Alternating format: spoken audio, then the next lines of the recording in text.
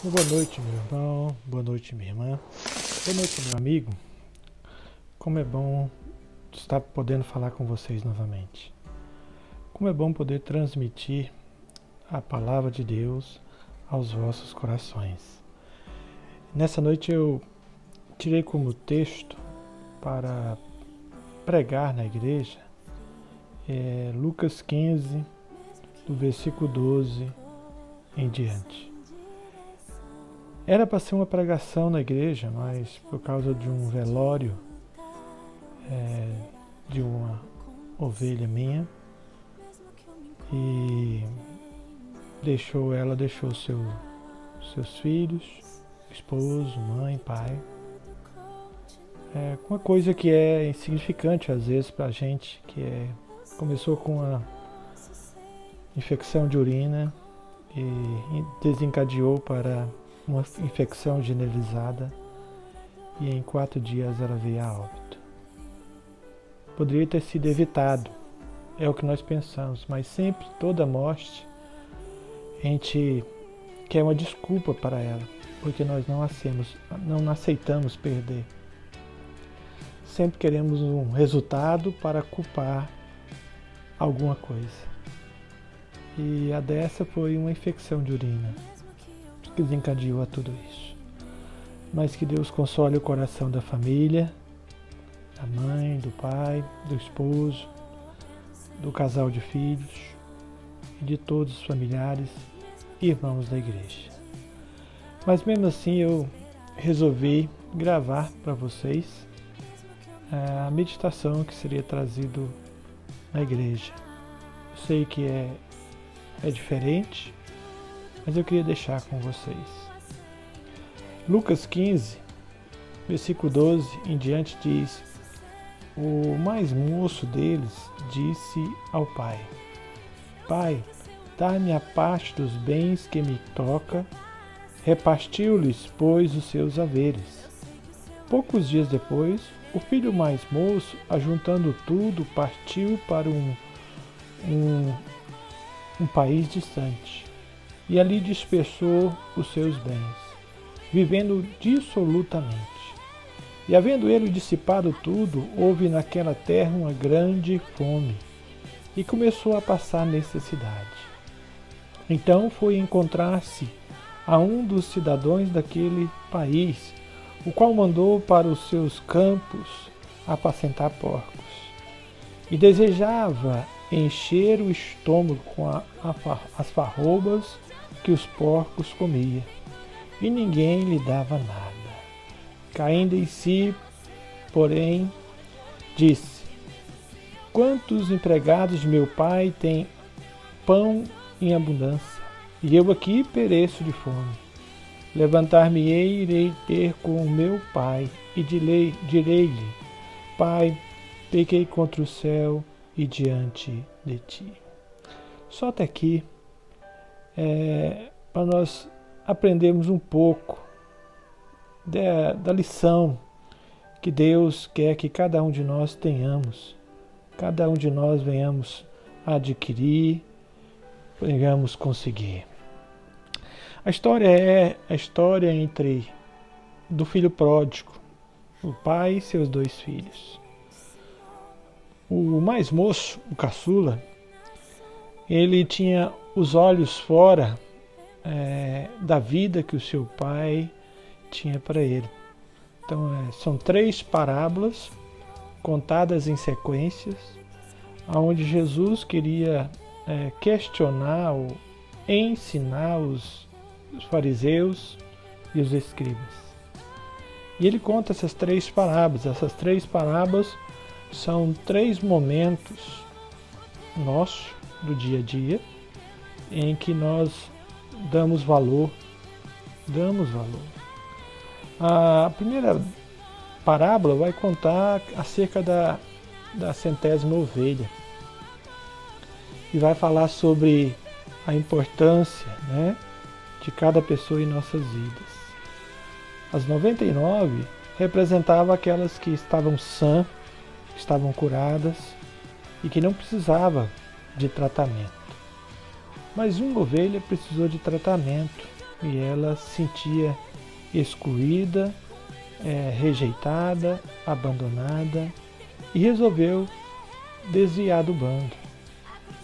O pastor, quando viu que, contando ali as ovelhas, ao final do dia, que faltava uma. Para o pastor, ela não era abandonada, ela não era inútil, ela tinha o seu valor.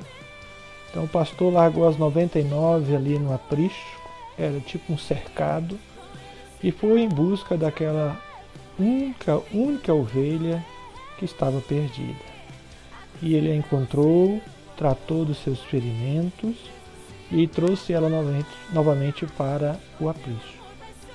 A segunda parábola conta a questão da dracma. A dracma ela tem um valor mais ou menos hoje de 10 a 15 reais. E era como se fosse o salário de um dia de um trabalhador. Então, se for o salário de um trabalhador do campo, de 50 a 80 reais, ou 100 reais. Então, ela perdeu o seu trabalho de um dia. Mas ela não ficou satisfeita, ela tirou tudo do lugar e foi em busca dessa dracma que estava perdida. E quando achou, chamou suas amigas para festejar com ela, né? E a terceira parábola vai contar a questão do filho pródigo, do filho moderno, do filho que às vezes não dá valor no dia a dia, o que seu pai, sua mãe lhe dá. E ele resolve pedir a parte dele. Naquela época, o pai poderia repartir em vida ou depois que ele morresse. Mas em vida era tipo uma negociação. Ele tinha que negociar com o filho e dar a parte dele. E foi isso que o pai fez. O pai não questionou. O pai falou, você quer isso? Então eu te dou. E ele foi e deu. E o filho achou que aquele dinheiro ia dar para ele viver a vida inteira. O dinheiro que o pai e o outro irmão e os empregados ajuntaram, e ele também possivelmente deveria ter trabalhado e ajuntado também. Mas ele resolveu e foi para um país distante. É fácil você estar na sua cidade onde você é conhecido, mas quando você sai da sua cidade, você se torna um desconhecido. E quando se chega uma pessoa que é nova na cidade, muitas pessoas já o conhecem pelas suas características e pela sua forma. Então foi fácil conhecer aquele jovem e pelas suas características. E ele começou a gastar o seu dinheiro pensando em ganhar muitos amigos ou ter um prazer em ter uma amizade. Mas só que ele esqueceu que todo o dinheiro que não é investido, uma hora ele acaba. E que o investimento que o pai dele, ele e o irmão dele fez ao longo da vida, ele conseguiu acabar com pouco tempo. Mas essa história, ela tem um objetivo. Nós podemos ver que a poderosa graça de Deus sempre terá enquanto durar este período. E o dar outra parábola, a primeira nós vamos ver que ela está conosco enquanto durar.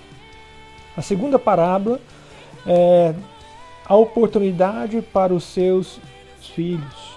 Né? As três parábolas mostram 3 itens de valores que se perderam.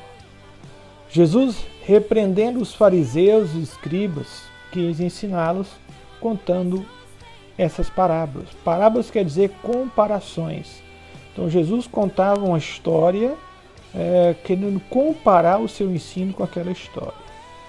Mas o objetivo central está nessa terceira parábola. E que lições podemos tirar de novo dessa história? A primeira lição é que nós temos que mudar o nosso foco. O tema dessa mensagem é segunda chance. Deus sempre nos dá a segunda chance. Nós passamos às vezes por um livramento, por um perigo, por uma enfermidade. Saímos de situações que eram impossíveis aos olhos humanos, mas voltamos novamente para essa vida. Então esse voltar é uma segunda chance. Não é para você fazer tudo o que você estava fazendo. Às vezes o que você fazia não agradava a Deus. A forma que você levava a sua vida, que você vivia, com seus gostos, com aquilo que, entre aspas, você acha que é a sua felicidade. Felicidade é aquilo que nos dá garantia daquilo que está lá no nosso interior, que é a alegria. E essa alegria só Jesus pode dar. Bebida não pode fazer você ter essa alegria. Festas, drogas, mulheres, homens, farra, nada nessa vida pode você ter essa alegria, somente Jesus. E a primeira lição que você pode tirar dessa terceira parábola, a parábola do filho pródigo, é que tem que ter uma mudança de foco. O filho, ele muda o foco quando ele perde tudo. Então ele lembra do pai, quantos trabalhadores do meu pai têm pão com fartura e eu aqui querendo comer essa alfarroba que os porcos estavam comendo. Então ele desejou comer aquilo ali. Ele desejou. As famílias mais pobres lá desse país comiam essa alimentação, mas para o judeu ele não podia chegar e nem tocar em nenhum porco. Quanto mais comer a comida que era dada para os porcos. Então ele mudou o foco quando ele caiu em si. E o cair em si fez ele sentir dor. Algumas pessoas só conseguem voltar para Deus, o seu foco para Deus, em meio à dor, em meio à perda. E esse foi um dos que a graça de Deus o acompanhou, esteve com ele, e em meio à perda ele muda o seu foco. O foco até aquele momento era mudar, ser independente e ter vários amigos, mas a amizade dele custou até então, quando ele tinha dinheiro. Acabou o dinheiro, acabou as amizades, e diz que ele não recebia nada de ninguém. Nada, né? Nós não sabemos a quantia que ele levou, mas era uma quantia que foi lutado, foi suado por vários tempos. Mas ele levou. Mas para ele voltar, Jesus teve que permitir ele passar pelo momento da dor. Então ele muda o seu foco depois que ele perde tudo e vê que ninguém lhe deu nada, ninguém lhe deu crédito por tudo que ele conseguiu pagar para aquelas pessoas. Então ele teve uma mudança de foco. É uma mudança de olhar. O jovem queria sua parte na herança por achar sua vida monótona e cheia de rituais religiosos. Ele descobriu alguns atributos da lei. Esses atributos ali que proibia. Ele foi cair em si quando ele desejou comer a comida que os porcos comiam. Quando ele estava se sentindo ali impuro, ele caiu em si. Quando ele viu que ele só mandou ele guardar porcos, mas ninguém lhe dava nada. Ninguém lhe dava nada. Então, quando ele vê que na sua primeira lição, que foi a lição do versículo 12, ele saiu, ele foi para uma terra distante, para um país distante. Antes o seu foco era ter independência, era ter amizade, era aproveitar a vida. E muitas vezes nós iludimos, pensamos que aproveitar a vida é eu estar no meio da sociedade, é eu estar no meio das farras, é eu estar no meio das dificuldades do dia a dia, que para uns falam que é alegria. Mas é uma alegria ilusória, é uma alegria passageira. A segunda lição que podemos tirar dessa parábola é questão de alternativas. O versículo 13 vai dizer que ele tinha as alternativas, mas aquelas alternativas ali, que era a comida dos porcos, e que era trabalhar com porcos, que era cuidar dos porcos, era uma atividade que era ilícita às leis dos judeus. Então ele precisou passar por isso, né, para descobrir nas alternativas que ele estava vivenciando ali. Ele viu que aquelas alternativas não lhe caía bem pelo modo de vida que ele foi criado, pela educação que o seu pai lhe deu, que antes ele não deu valor, ele não dava valor àquilo que o pai dava, aos rituais religiosos que eram um costume, era uma tradição na vida dele, trazida desde dos avós, dos pais para ele. Então, o judeu, eles são exclusivistas e não se relaciona com outras pessoas tão facilmente, somente naquela época. O jovem queria quebrar esse protocolo e fazer novas amizades fora do círculo judaico. Então, eu posso até ter amigo fora da minha religiosidade, eu posso ter, mas a minha amizade tem que ter um ponto aonde a pessoa só até ali ela pode ir. Então eu posso ter amigos fora do minha convivência cristã, mas tem que ter limites. Eu não posso aceitar e nem ele querer me impor um estilo de vida que está ali extrapolando aquilo que era da vontade de Deus para a minha vida. Então eu posso fazer amizade, desde que eu saiba se eu sou aquele que influencia ou aquele que é influenciado. Então, sempre tem aquele que vai influenciar e aquele que é influenciado. Então eu tenho que me conhecer, saber até que ponto eu posso influenciar uma pessoa, até que ponto eu posso ser influenciado. Aquele jovem, ele foi influenciado e por isso que ele gastou todo o seu dinheiro, achando que as pessoas depois iam retribuir para ele. Mas ele foi enganado por si mesmo. E a terceira e última lição é: quem não vem pelo amor, vem ou virá pela dor. Mas de todas as formas, Deus nos ama. Deus não é aquele carrasco que, se eu não faço o que Ele quer, Ele vai me punir. Mas os nossos pais, sempre que nós fazíamos algo errado, tinha ali uma disciplina. E às vezes a disciplina era apanhar. Eu agradeço a Deus as varadas que eu levei da minha mãe, e do meu pai, da avó. Então eu agradeço a Deus. Isso me ensinou. E Deus também faz do mesmo jeito conosco. Deus, Ele sabe o nosso interior, sabe a nossa forma de agir, de pensar. Então, às vezes, ter uma disciplina vai nos chamar a atenção. E aquela disciplina ali chamou a atenção dele, versículo 14 e 16, onde nesse período ele está ali querendo comer a comida daqueles porcos e ninguém lhe dava nada para comer. Aí ele lembrou: quantos trabalhadores de meu pai têm pão com fartura? Irei ter com meu pai. E lhe vou lhe dizer: Pai, pequei contra os céus e diante de ti. Já não sou digno de chamar de teu filho, mas me trata como um dos teus trabalhadores. Há 3 itens aí que é importante.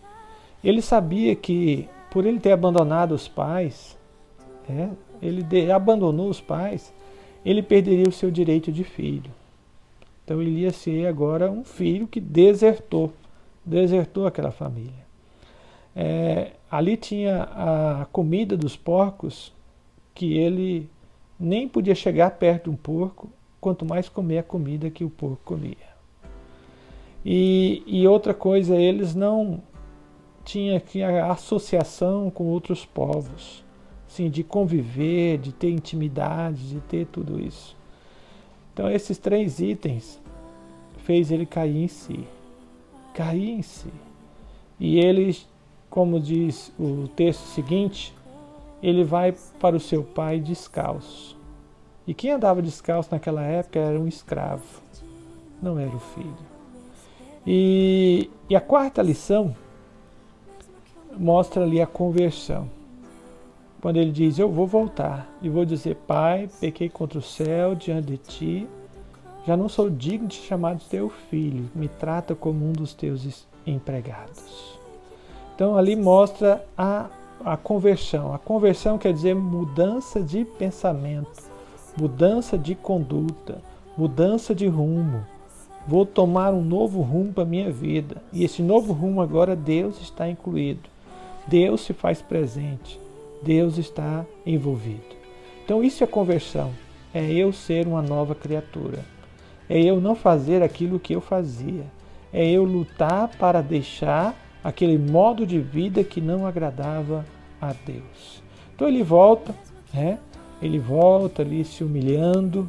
E quando ele está ainda ao longe, o pai lhe avistou. A atitude do pai é a atitude que Deus tem para conosco quando nós nos convertemos, quando nós queremos mudar de vida, quando nós queremos ter uma nova vida. Mas essa atitude, quem nos convence é o Espírito Santo. Por nós mesmos, nós não caímos em si. O Espírito Santo é que nos faz cair em si. É Ele que fala aos nossos corações. Então Ele falou ao coração daquele filho.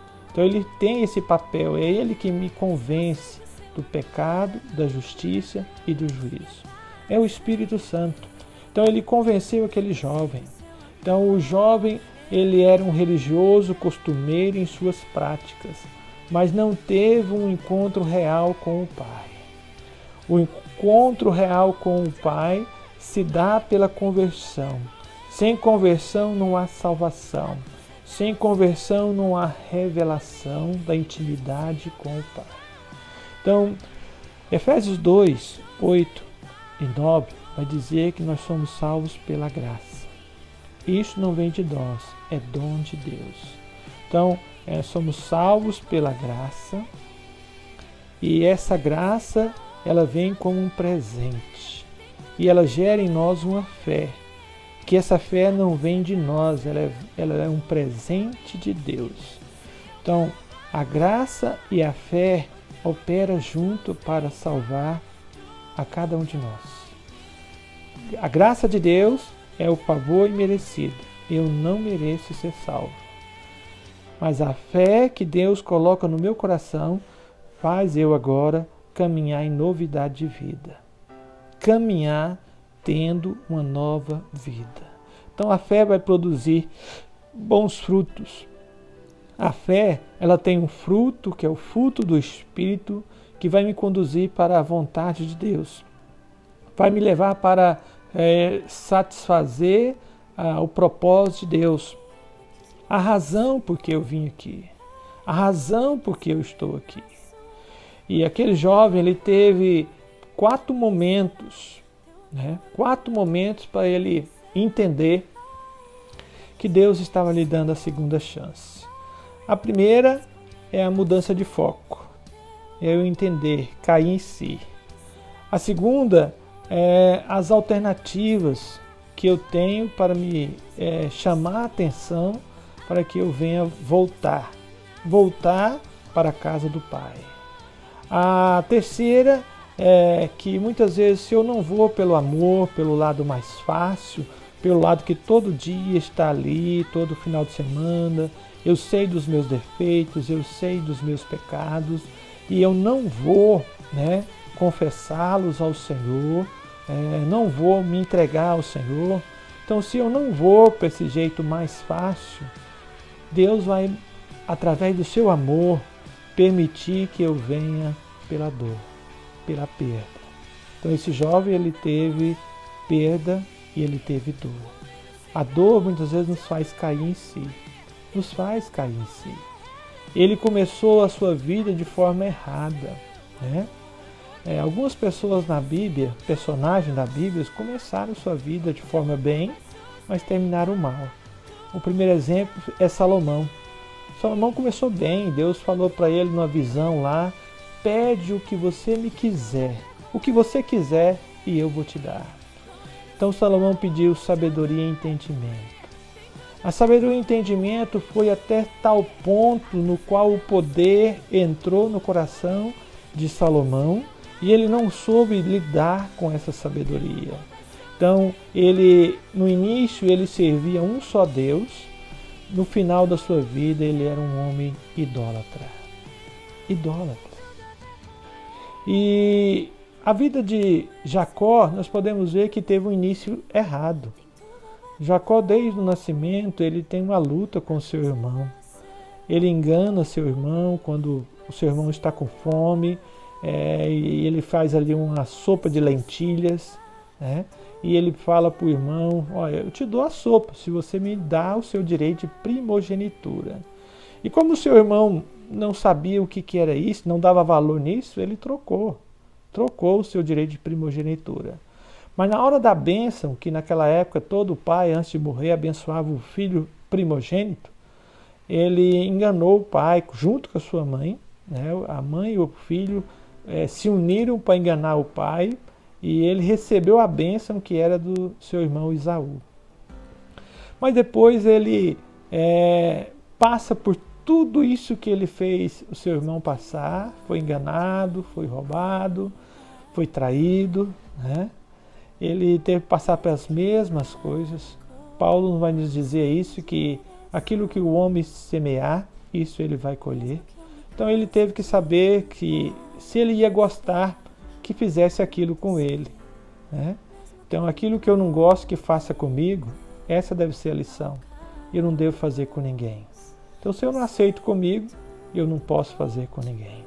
Então aí ele se converte ali no capítulo 32 de Gênesis, lutando com Deus. Lutando, e diz o texto que ele prevaleceu nessa luta. E Deus o abençoou. E Deus o marcou. E ele teve um final feliz. Então, esse jovem, ele começou tudo errado, mas ele teve um final feliz. Então eu queria concluir essa mensagem fazendo algumas indagações. No versículo 22 a 24, Deus é nosso Pai e sua lei sempre será diferente das nossas. Mas quando Ele nos convence através do seu Espírito, somos conduzidos da verdade, justiça e juízos. Somos salvos não pelo que merecemos, e sim porque Ele nos escolheu. Selou e nada nos tira isto, porque Ele nos selou. Olha para fora, para a forma que você valoriza as coisas de Deus, e saberás o tamanho de sua intimidade com Ele. Então é só olhar para como eu valorizo as coisas de Deus, como eu dou valor naquilo que Deus tem me dado, a segunda chance que Ele me ofereceu. Eu tenho que sempre estar analisando o valor que eu estou dando a essa segunda chance, é o valor que eu dou ao meu Deus. E aí no final ele olhe o valor que você dá ao seu próximo e descobrirá o valor que Deus tem para você. Então, a maneira que você valoriza o seu próximo, a maneira que você primeiro pensar: eu aceitaria fazer isso comigo? Eu aceitaria que agisse assim comigo? Então, se você não aceita, não faz. Então, se você trata a maneira que você trata o seu próximo é a maneira que você trata Deus. A maneira que você trata os seus pais, você trata o seu Deus. A maneira que você trata os seus filhos, pais, é a maneira que você trata o seu Deus. A maneira que você trata sua esposa ou seu esposo é a maneira que você trata Deus. Então, Deus está te dando uma segunda chance. Se ainda não aconteceu nada, nenhum sofrimento, volte enquanto é tempo.